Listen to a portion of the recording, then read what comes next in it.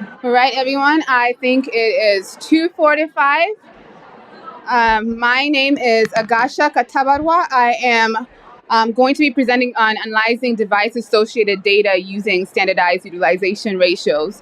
But before I begin, I was here yesterday afternoon and I presented on the County group exercises. And I know on question 4, some of you were calculating your predicted infections for the ICU unit and you were wondering, why does my predicted number not match what was on the screen? And the reason why is because I was wrong and you were right. And so the answer was actually 2.7. So when the answers are sent out, you will get the right answer.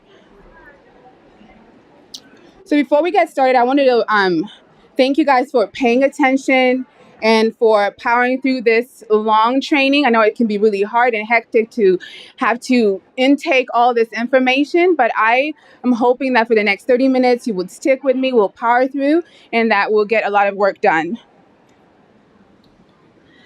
So today I am talking about analyzing device-associated data using SURs. This is my avatar. She looks just like me, and her name is Sasha. We are matching.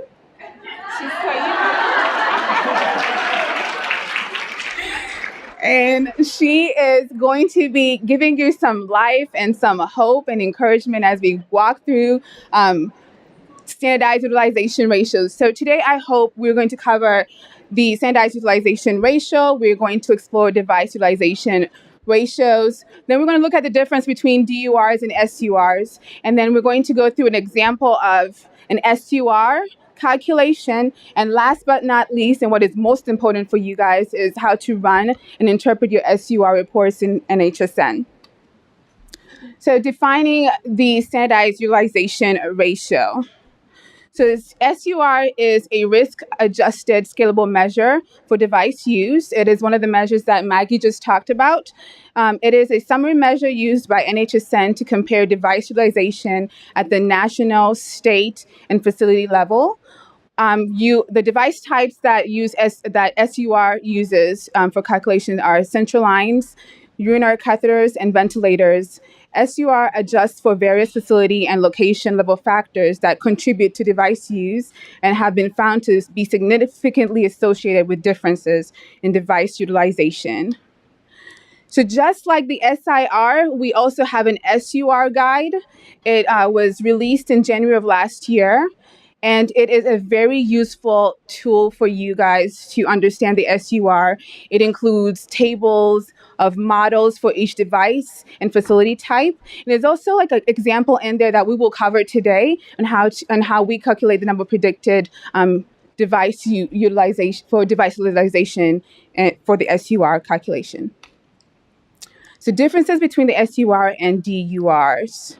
So DURs are used for local measurement. And just by a show of hands, how many of you guys use DURs in your facilities? How about SURs? Oh, just about the same. So DURs are best for internal measurements. They are pooled mean data is used for calculating the DUR. You can calculate DURs by getting the number of device days and dividing that by patient days. They can be calculated only if the number of patient days is greater than 0. They're also a number between 0 and 1 and must be stratified by many levels to be comparable to others. You can find the DUR tables in the device-associated model folder. I have pointed arrows to it. So those are the rate tables. We have rate tables for CLABSI data for ICU locations, NICU, and SCA-ONC locations, and the same can be found for catheter-associated infections and ventilator-associated events. So the DUR and the SUR are slightly similar but different. So as I stated in the previous slide, the DUR is calculated using device days divided by patient days. And the SUR is the number of observed device days divided by predicted device days. As I mentioned before, you can only calculate the DUR if patient days is greater than 0. DURs can only be between 0 and 1 and must be stratified on multiple levels to be compared to others. On the other hand, SURs are also only calculated when the number of predicted days is greater than or equal to 1. They can be anything greater than 0. And we use the logistic regression model to calculate the SUR. And right now, our SURs are using the 2015 NHSN baseline data.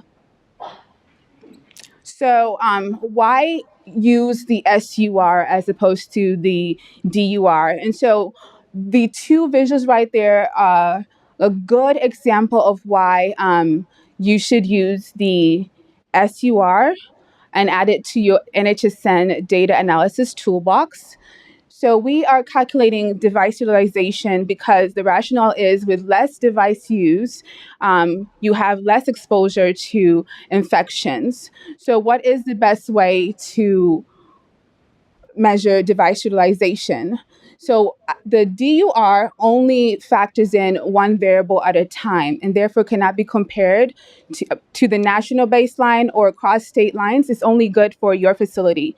But if you use the SUR, it factors in multiple variables. So you can have bed size, location, facility type, and any of the variables in the specific models. You put it together in the large funnel of equation and it chugs out one number, and that number is the SUR, and you can use it to compare your SUR device utilization to the state level, to other facilities, but also to the national baseline. So knowledge check, true or false. SURs can be a number between 0 and 1. So I'm not going to hide the results. I'm just going to let you guys be influenced by peer pressure and like fight it out to be an individual.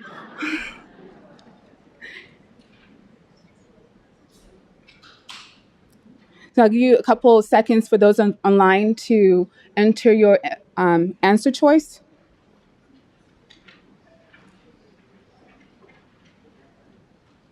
And the answer is false. SURs can actually be greater than, they can be between 0 and 1, but they can also be greater than 0. Only DURs can be a number between 0 and 1. So calculating the SUR. What is the SUR? Again, the SUR compares the actual number of observed device days reported to the number of predicted device days given the standard population. You are going to, it is calculated using the number of observed device days divided by the number of predicted device days. SUR is greater than 1, indicate more device days were observed than predicted. And SUR less than 1 indicates less device days were observed than predicted. SURs can be calculated with a number of predicted device days greater than or equal to 1. So here's this equation again. You saw it yesterday. Again, it is not as difficult as it looks.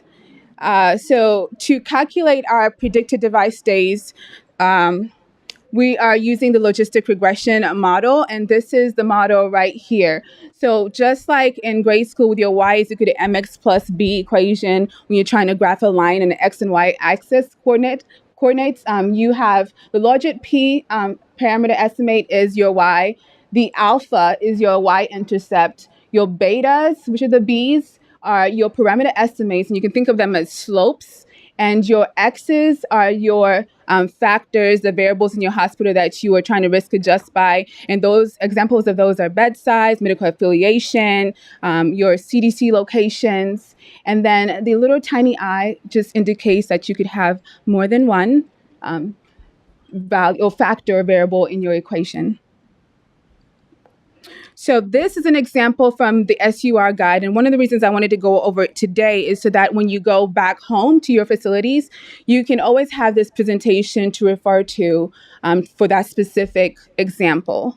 So we are going to calculate the number of predicted device days for birthweight code A. Let's say we have a level 3 NICU summary denominator data record for General Hospital. With a major teaching affiliation and a bed size of 300. Patient days for the different birth weight codes are as follows: 155 for birth weight code A, 82 for birth weight code B, 90 for birth weight code C, and a combined total of 58 patient days for both birth weight codes D and E. The number central line days for birth weight codes A are 105, 55 in birth weight code B, 80 in birth weight code C, and a combined combination total of 30 central line days for in birth weight codes D and E. And the table is a summary of all that I've just read. And this is a table that you can find in your SUR guide. And I'm sorry that the screen is very busy, but all the highlighted variables are what we're going to use and enter into our equation that you saw in the beginning a couple of slides ago. So our level NICU 3 facility was a major teaching hospital. That's highlighted. It was a general hospital. That's highlighted. It was a location. It was a NICU. So that's highlighted too. We had 300 beds. So the 200 to 324 is highlighted for you. And we're going to calculate the number of predicted central line days for birth weight code A, and that is also highlighted. So we get all our parameter estimates and we plug and chug them into this equation. So we're going to calculate first the log odds of central line used by adding the values of parameter estimates applicable to the example. So for everywhere that you the scenario is correct, you would add, or is true, you would add a 1 and multiply it by the parameter estimate. After doing all this, we get our log odds of central line device used in birth weight code A to be negative 0.517. Or negative 0.5157, sorry. And then the second step is to convert this value into a probability for central line use. And we use this formula. And we get our probability for central line use to be 0.3739.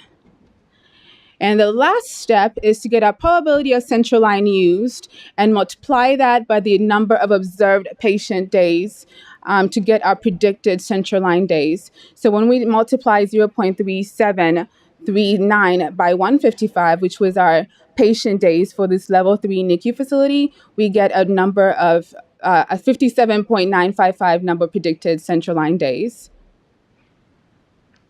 So I went through and did all this for every birth weight code, and it is such a joy that you don't have to do this manually for your facilities because it would take a lifetime. And so that is the greatness of the NHSN application. It plugs and chugs everything for you and comes up with a 1 score.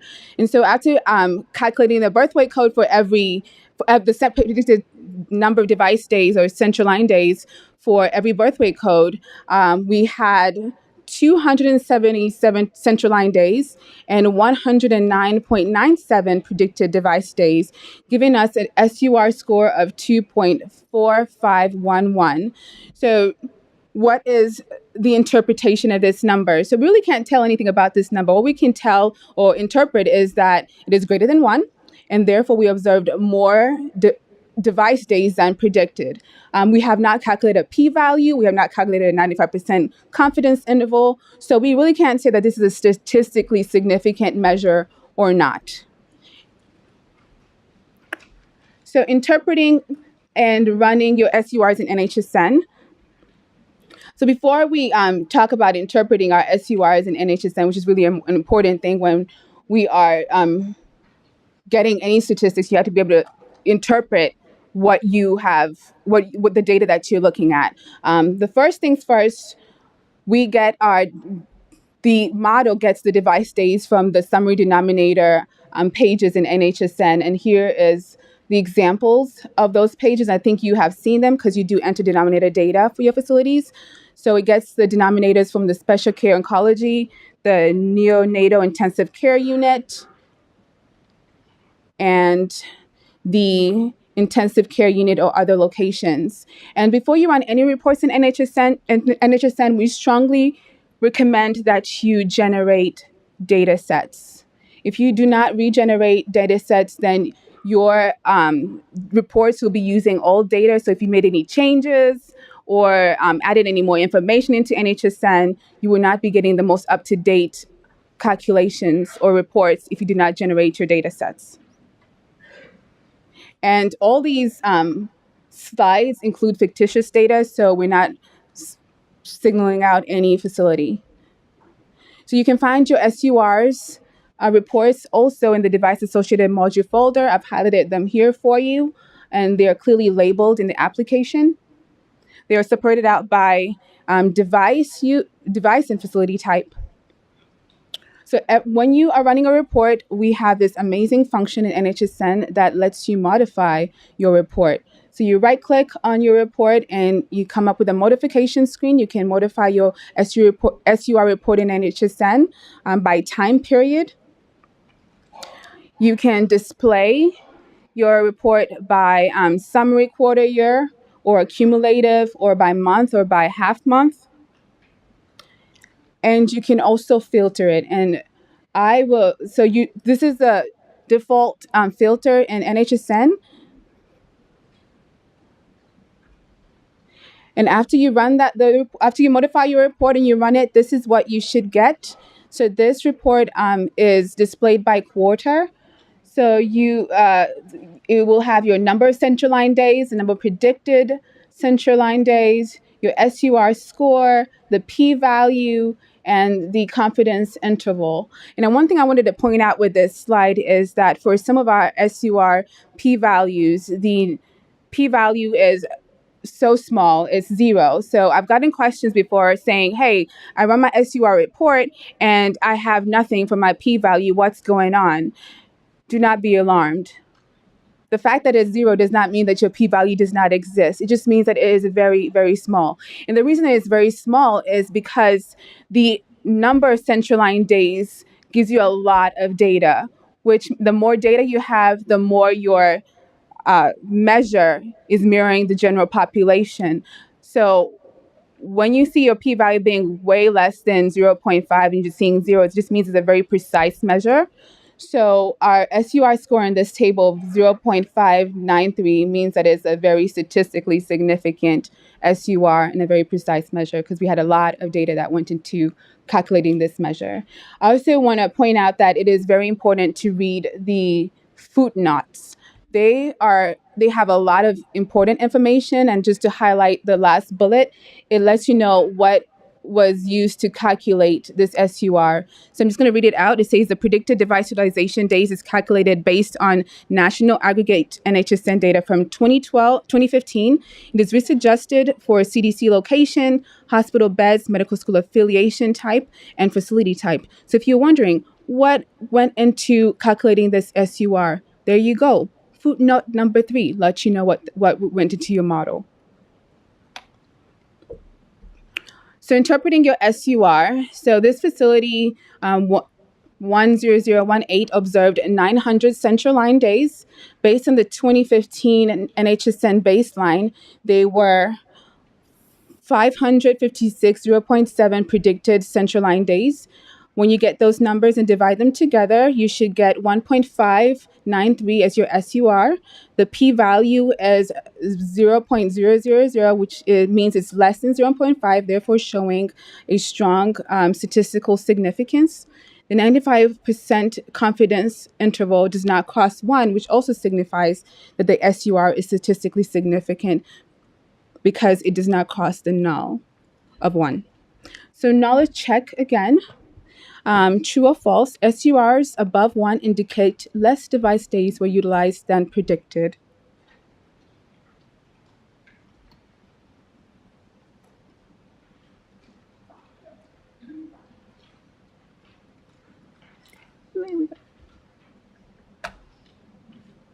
So again, I won't hide the answers.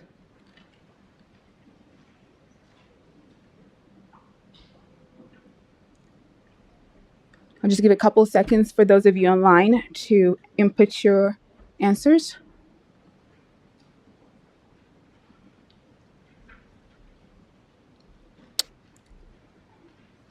And the answer is, let me do this. And the answer is false. An SUR above 1 indicates that there were more devices used than predicted.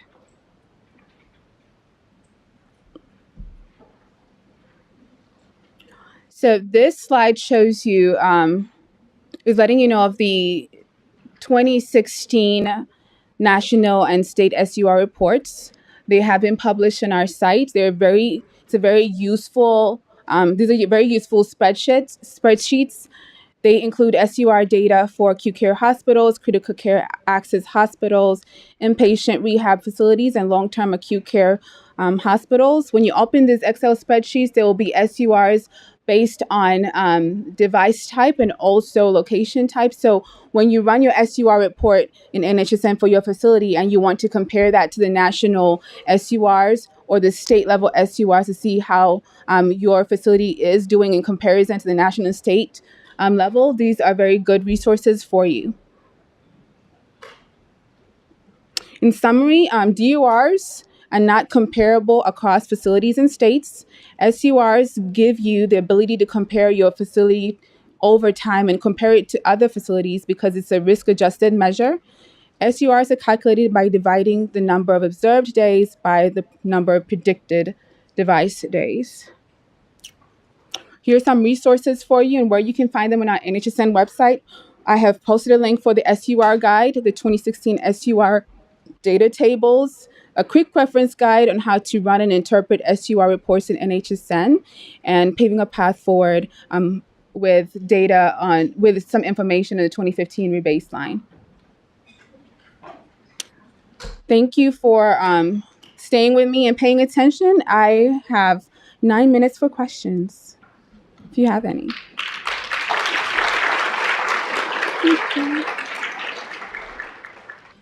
Thank you for your time.